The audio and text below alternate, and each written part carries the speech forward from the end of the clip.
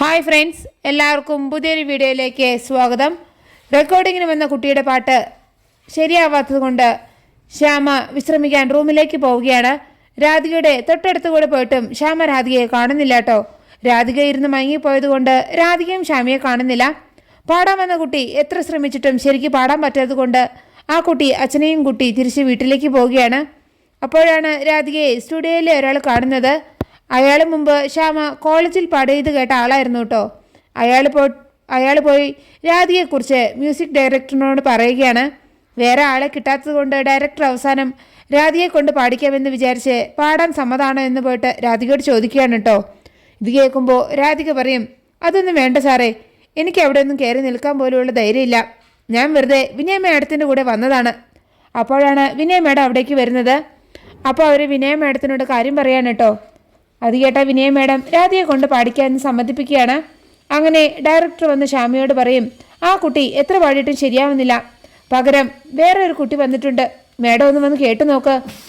അപ്പോൾ ശ്യാമ പറയും, ആ കുട്ടിയുടെ പോഷൻ പാടിക്കോട്ടെ, ഞാൻ വന്നിരുന്നിട്ട് ഈ കുട്ടി ഇനി ടെൻഷൻ ആയാലോ.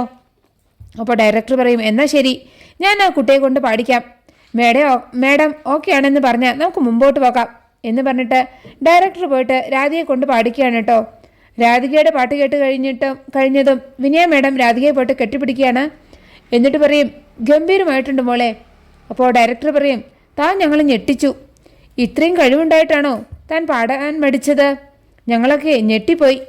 എന്തായാലും അടുത്ത ശ്യാമ മേഡം കുട്ടി തന്നെയാണ്, നമ്മൾ ഇനിയും കാണും, താൻ ഇനിയും പാടും. എന്നിട്ട് പാടിയതിന് പ്രതിഫലമാണോ എന്ന് പറഞ്ഞിട്ട് ഒരു കുഞ്ഞ് കവറെടുത്ത് കൊടുക്കുകയാണ് കേട്ടോ. അപ്പോൾ രാധിക ഇതൊന്നും വേണ്ട സാറേ എന്ന് പറയാണ്. അപ്പോൾ വിനയ മേഡം പറയും, അങ്ങനെയൊന്നും പറയണ്ട മോളെ, അത് വാങ്ങിക്കേ. അങ്ങനെ രാധിക അത് വാങ്ങുകയും അവരുടെയൊക്കെ കാല് തൊട്ട് അനുഗ്രഹം വാങ്ങിക്കുകയാണ്. അപ്പോൾ വിനയ മേഡം ഡയറക്ടറോട് ചോദിക്കും, ശ്യാമ മേഡത്തിനൊന്ന് കാണാൻ പറ്റുമോ. അപ്പോൾ മ്യൂസിക് ഡയറക്ടർ പറയും, തലവേദന എടുക്കുന്നതെന്ന് പറഞ്ഞിട്ട് പോയതാണ്, ഓക്കെ ആയോ എന്ന് അറിയില്ല. അപ്പോൾ വിനയ മേഡം പറയും, എന്നാൽ ഇനി ബുദ്ധിമുട്ടിക്കണ്ട, നമുക്കത് പിന്നെ കാണാം.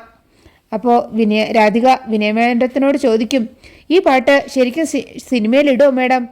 അപ്പോൾ വിനയ മേഡം പറയും, പിന്നെന്താ മോളെ, നിൻ്റെയും ശ്യാമ മേഡത്തിൻ്റെയും സൗണ്ട് ഒരുമിച്ചാണ് ആളുകൾ ഇനി കേൾക്കാൻ പോകുന്നത്. ഇത് കേൾക്കുമ്പോൾ രാധികയ്ക്ക് വലിയ സന്തോഷമാണ് കേട്ടോ. എന്നിട്ട് പറയും, എന്നാലും ശ്യാമ മേഡത്തിനെ ഒന്ന് കാണാൻ പറ്റിയില്ലല്ലോ. അപ്പോൾ വിനയ മേഡം പറയും, കാണും മോളെ, നിങ്ങൾ തമ്മിൽ എന്തായാലും കാണും. പിന്നെ കാണിക്കുന്നത് ഡയറക്ടർ വന്നിട്ട് ശ്യാമയോട് പറയും, ആ കുട്ടി ഗംഭീരമായി പാടി മേഡം, ഞങ്ങളെല്ലാവരും ഞെട്ടിപ്പോയി. എന്നാലും എൻ്റെ ഒരു മനസ്സമാധാനത്തിന് വേണ്ടി മേഡം ഒന്ന് വന്നത് കേട്ടു നോക്കണം. അപ്പോൾ ശ്യാമ ശരിയെന്ന് പറഞ്ഞിട്ട് ഡയറക്ടറിൻ്റെ കൂടെ പോവുകയാണ് കേട്ടോ. പാട്ട് കേട്ട ശ്യാമ രാധികയുടെ ശബ്ദം തിരിച്ചറിയുകയാണ്. തൻ്റെ മകളാണ് ആ പാട്ട് പാടിയതെന്ന് മനസ്സിലാക്കിയ ശ്യാമ രാധികയെ കാണാൻ വേണ്ടി സ്റ്റുഡിയോയുടെ പുറത്തേക്ക് ഓടി വരികയാണ് കേട്ടോ. അപ്പോഴേക്കും രാധിക വിനയ മേഡത്തിൻ്റെ കൂടെ അവിടെ നിന്ന് പോയി എന്നാണ് തോന്നുന്നത്. അങ്ങനെയാണ് ആ എപ്പിസോഡ് അവസാനിക്കുന്നത്. നിങ്ങൾക്ക് എൻ്റെ റിവ്യൂ ഇഷ്ടമായാൽ മറക്കാതെ എല്ലാവരും ലൈക്കും സബ്സ്ക്രൈബും തന്ന് എന്നെ ഒന്ന് സപ്പോർട്ട് ചെയ്യണേ പ്ലീസ്.